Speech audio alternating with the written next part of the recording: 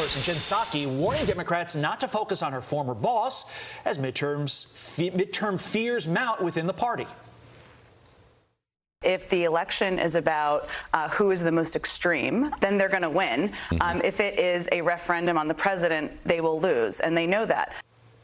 Joe Concha is a Fox News contributor and author of the new book, Come On, Man, The Truth About Joe Biden's Terrible, Horrible, No Good, Very Bad Presidency.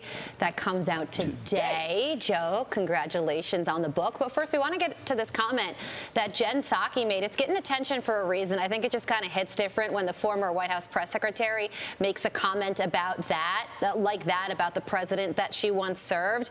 And a recent ABC News Washington Post poll found that just 35% of Democrats or Democrat-leaning independents favor Biden for the 2024 nomination.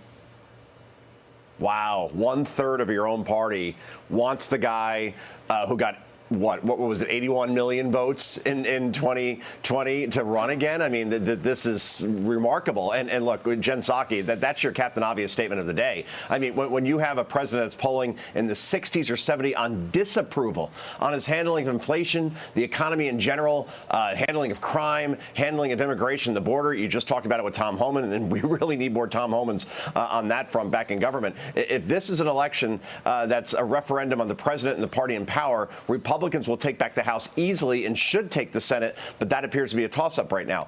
Let's put it this way, guys. The last two Democratic presidents, those who were more popular and were seen as more competent than Joe Biden, in Bill Clinton and Barack Obama, they lost 54 and 63 seats, respectively, in their first term. Joe Biden, the Democratic Party, can only afford to lose 4. And given the state of this country right now and the fact that Gallup has voters at, 86% are approving of the direction of the country, it's hard to see a scenario where Democrats actually retain power, particularly in the House, guys. So how's the president responding? Well, he's once again attacking Republicans and the policies they aim to promote. Listen. Republicans want to, quote, preserve our constitutional freedom.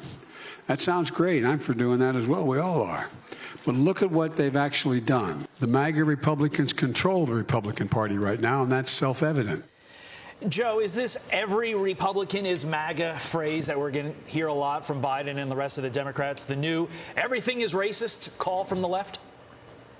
Oh, boy, Todd, I hate to be shameless, but come on, man. I mean, this is a classic. See how I did that? Yep. Classic deflection by a president who can't run on his own performance and policies, as we just laid out a moment ago. It looks desperate because it is. But this is what his handlers are telling him to say. So here we are.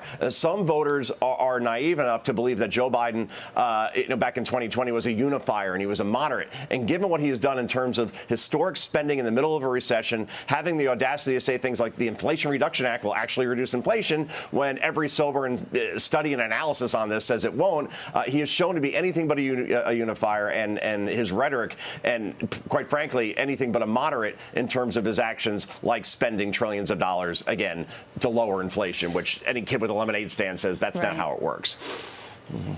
And, well, you mentioned the title of your book, Joe, and we want to give you a moment. Yes. First of all, congratulations on it, to tell us about it. Well, it's about not just the Joe Biden presidency, but about his life going back to his time as a young adult. And in my researching this, and I didn't have a ghostwriter or researcher or anything like that. I did this one all on my own. It's my first book. I have learned, Carly and Todd, that this person has been below average as far as the current president of the United States in everything he has done, and has somehow failed all the way up to, usually you hit a ceiling when you're failing upwards.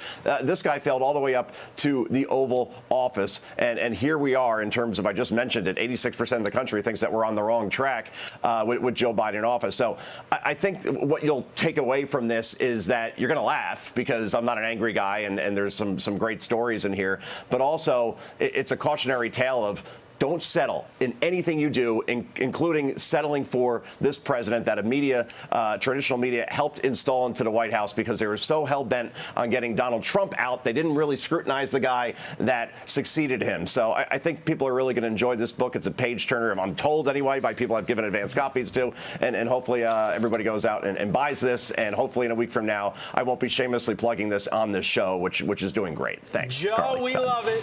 You'll laugh, you'll cry, you'll kiss your 1999 goodbye. Joe Concha, thank you, sir. Thank you, Joe. Congratulations. Go Bears. Go Thanks, Giants. guys. I'm Steve Doocy. I'm Brian Kilmeade. And I'm Ainsley Earhart. And click here to subscribe to the Fox News YouTube page to catch our hottest interviews and most compelling analysis.